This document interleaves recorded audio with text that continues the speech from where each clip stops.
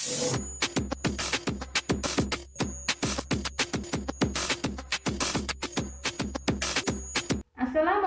warahmatullahi wabarakatuh. Bertemu lagi dengan saya Sri Ningsi pada bidang studi biologi. Nah, pada kali ini saya akan menyampaikan materi tentang peranan bakteri dalam kehidupan manusia.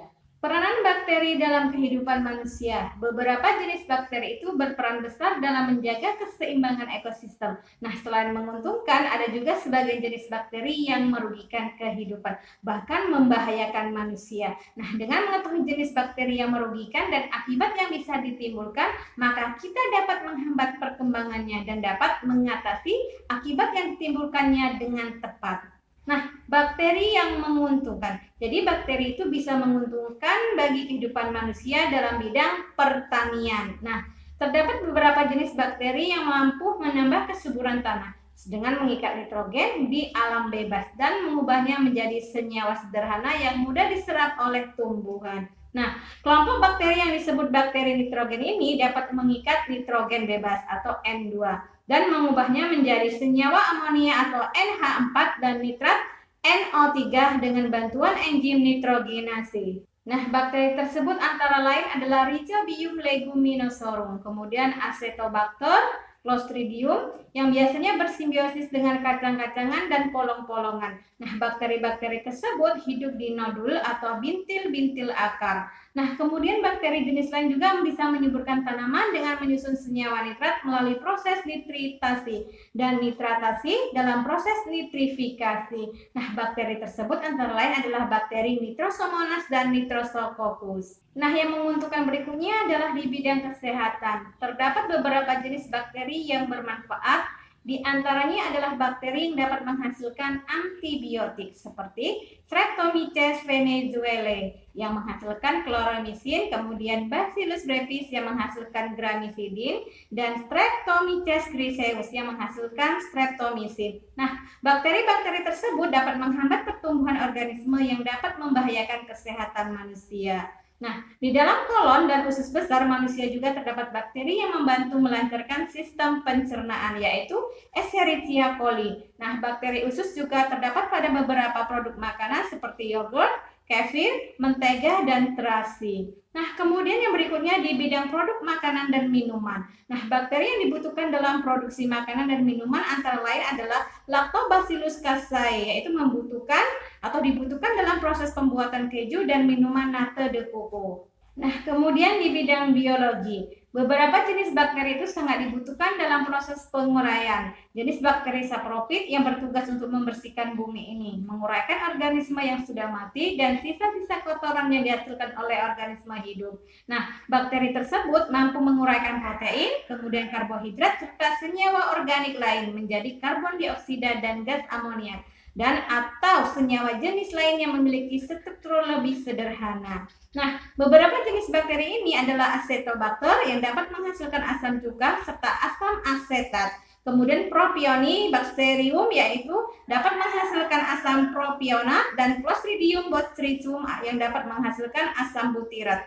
Kemudian beberapa jenis bakteri juga berperan dalam pembuatan biogas, rekayasa genetika, dan pengolahan limbah. Nah, kemudian contoh bakteri yang menguntungkan. Contoh bakteri yang menguntungkan itu antara lain adalah Clostridium, yaitu berperan dalam penguraian atau dekomposisi senyawa organik dalam organisme yang sudah mati. Kemudian Nitrosomonas, yaitu berperan dalam menyediakan nitrogen organik yang penting bagi tumbuhan. Kemudian Escherichia coli berperan dalam pembusukan makanan di dalam usus besar dan dapat menghasilkan vitamin K. Nah, kemudian Clostridium azotobacter berperan dalam mengikat nitrogen dari udara bebas yang bermanfaat bagi tumbuhan. Kemudian Lactobacillus bulgaricus berperan untuk pembuatan yogurt, Lactobacillus casei berperan dalam pembuatan keju. Kemudian Anabaena bersimbiosis dengan tumbuhan paku air Azolla pinnata. Kemudian Rhizobium yaitu bersimbiosis dengan tanaman kacang-kacang yang berperan dalam mengikat nitrogen sehingga dapat menyuburkan tanah.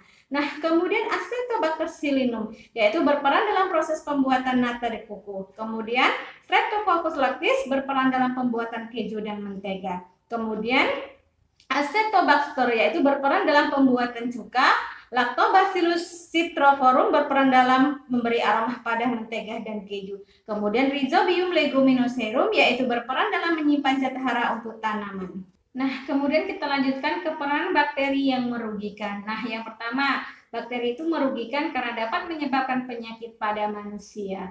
Nah, beberapa bakteri itu dapat menyebabkan penyakit, dari penyakit yang ringan hingga penyakit yang berat. Nah, beberapa bakteri tersebut adalah Salmonella typhosa, yaitu penyebab penyakit tipus. Kemudian Mycobacterium leprae, yaitu penyebab penyakit kusta. Kemudian Shigella dysentery, penyebab penyakit disentri. Kemudian Mycobacterium tuberculosis, yaitu penyebab penyakit tuberkulosis. Nah, kemudian yang kedua adalah penyebab dari penyakit pada tanaman dan hewan.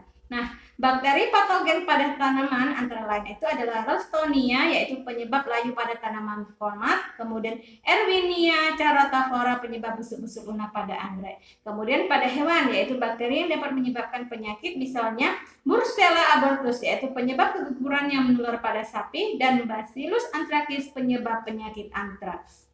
Nah, yang ketiga itu dapat merusak kualitas makanan dan minuman.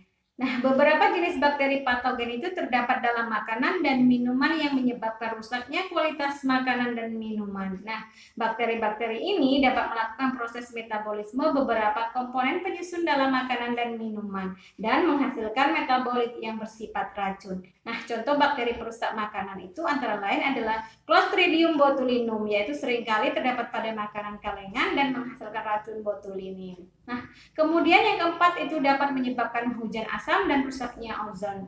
Hujan asam dan rusaknya ozon disebabkan oleh senyawa dinitrogen oksida atau N2O. Di sisi lain, senyawa ini sebenarnya juga bermanfaat bagi kelangsungan hidup organisme lain.